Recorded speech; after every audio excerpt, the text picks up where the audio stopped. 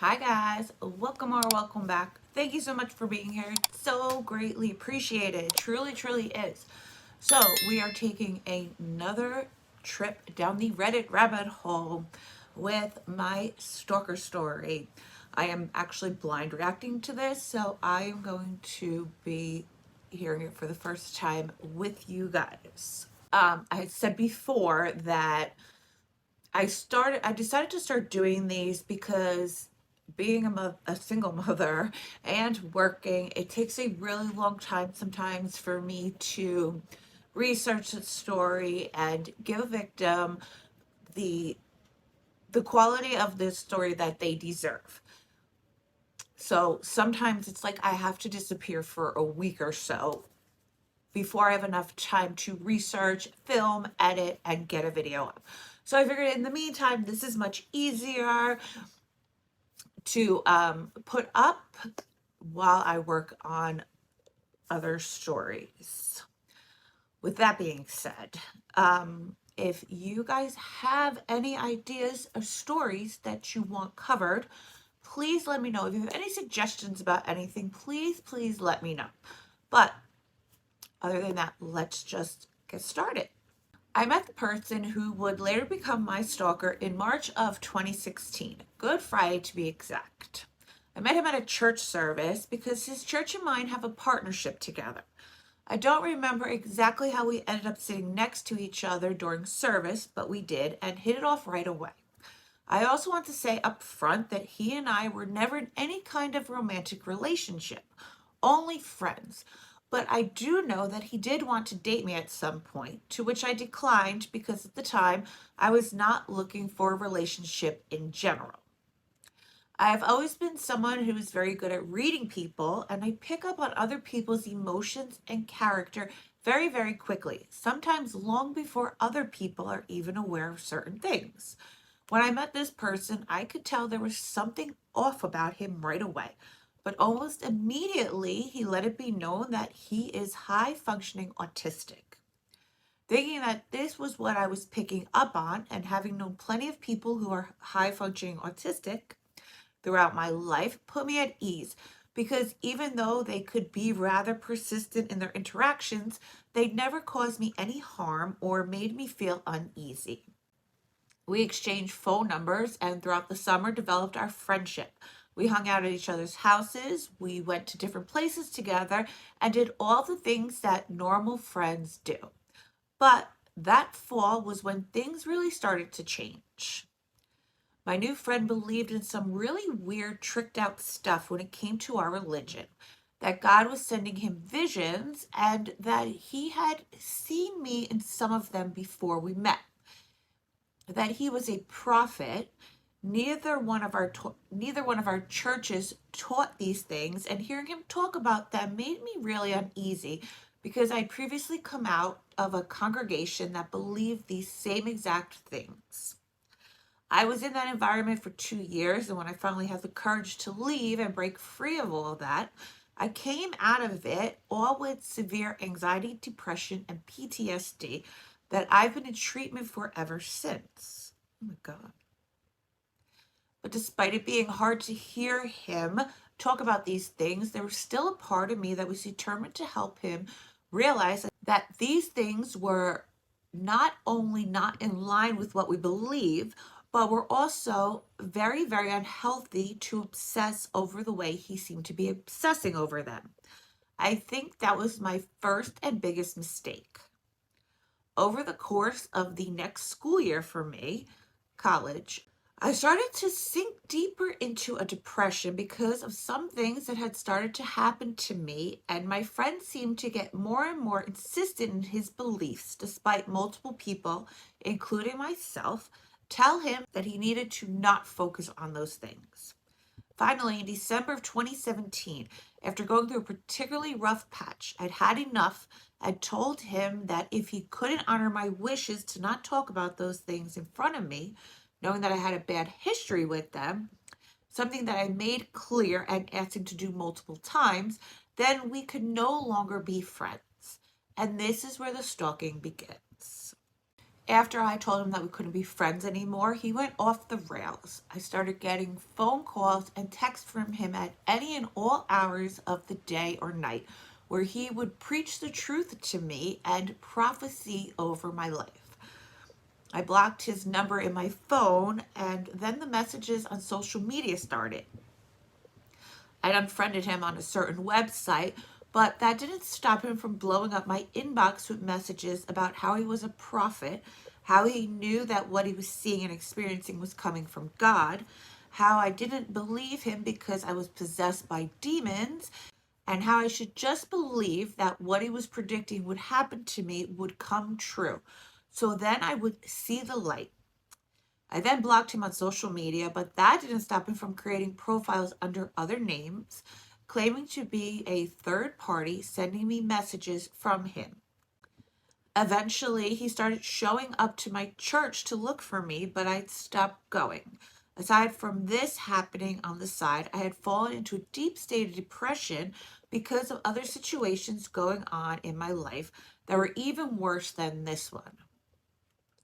My focus was primarily on them at this time, so I didn't realize how bad things between him and I had gotten, even though I knew it was serious.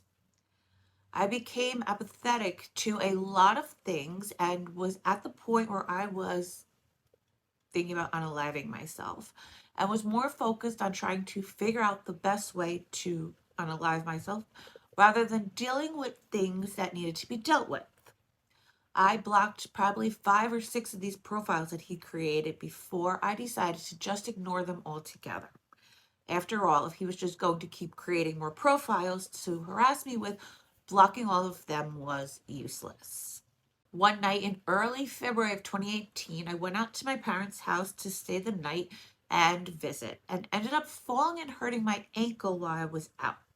I stayed the night so one of my parents could take me to the doctor and get x-rays done in the morning. I woke up to yet another message from a created profile that made my hair stand up on the back of my neck. My stalker had shown up at my house the previous night looking for me, but didn't see my car in the driveway. And not only had he shown up and not seen my vehicle, but he had also waited outside my house until about 3 in the morning to see if I would come home so we could talk it out. After that, I decided the best thing to do was go into hiding, and go into hiding I did. From early February until mid-March, I kept it on the down low. I went to class when I had to go to class, went to work when I had to go to work, but that was it. For about a month and a half, there was no activity from him. So I assumed they had gotten the message and moved on. Yeah, you always assume that, right? On the night of March 21st, 2018, I had been doing something late on campus, and by the time I was finished with what I'd been doing, it was late enough in the evening that I was too tired to drive all the way home to my parents' house to spend the night. I went to a local college about 20 to 30 minutes away from my hometown and was a commuter student until I left last spring. On a whim, I decided to stay at my house in the city, thinking it was safe because there had been no activity from my stalker. And when I say that this was a split-second decision, I mean split second. I texted my mom to let her know that I wouldn't be home that night as a courtesy, but no one else. My only roommate at the time didn't know I would be there. None of my friends knew I would be there. My stalker certainly shouldn't have known that I would be there because, again, I blocked him on everything and refused to engage with him in any way.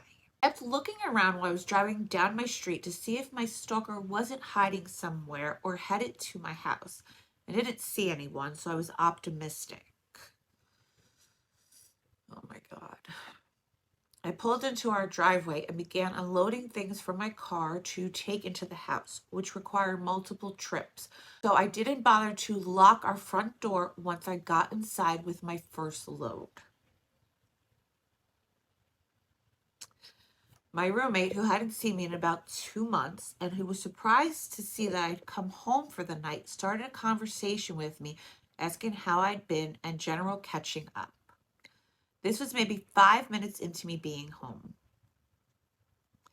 We were talking and laughing when all of a sudden our banter was interrupted by someone pounding on the front door so loudly that it was shaking the door frame.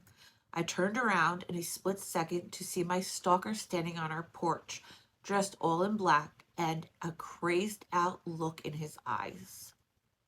Just as quickly as I saw him on the porch, he grabbed the handle of our storm door, yanked it open, and proceeded to take one step inside like he was going to walk in the house and come after me, but stopped when he saw my roommate.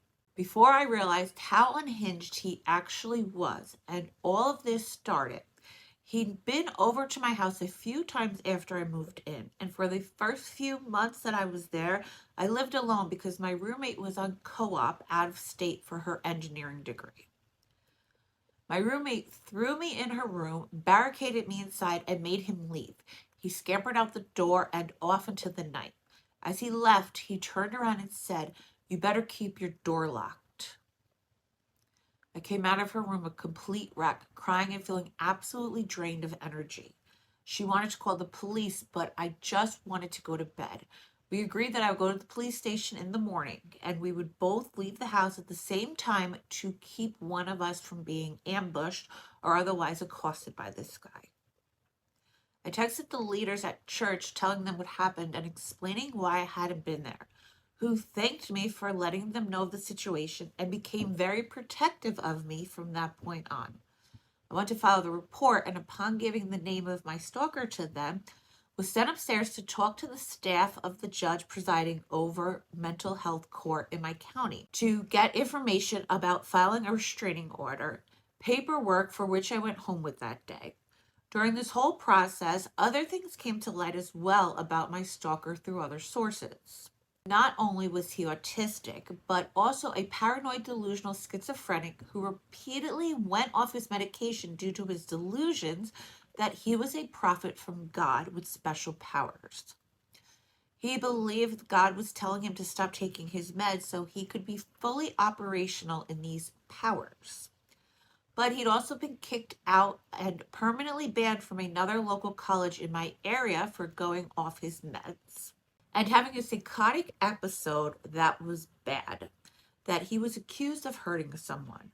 No charges were pressed as he was deemed not in his right mind when he did these things.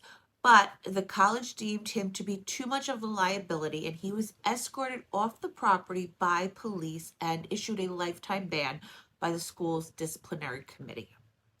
On top of that, and after other incidents happened, after he was kicked out of college, he had been further sentenced to a 2-year-long probationary period in mental health court in which he had certain requirements he needed to meet, which he was halfway through when I met him.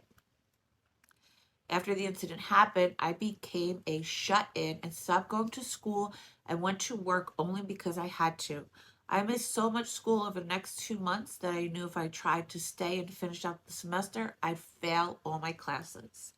I ended up getting several written affidavits from my counselors recommending that I be withdrawn from all courses and appealed to the dean of the college for an emotional distress withdrawal, which was thankfully granted. I have not gone back to school since and probably won't. Oh my God. It's terrible. I worked in the kitchen of a local hospital at the time as well, and after the incident happened, would regularly have hospital security escort me to my car after I would get off work, in case he waited for me outside of the building. I moved back in with my parents until mid-May when I felt comfortable to start staying at the house again, and didn't spend a full night there until early June of last year. There had been no incidents since. At the moment, I'm working and paying off some debt in preparation to hopefully transfer somewhere else to finish the degree I started there.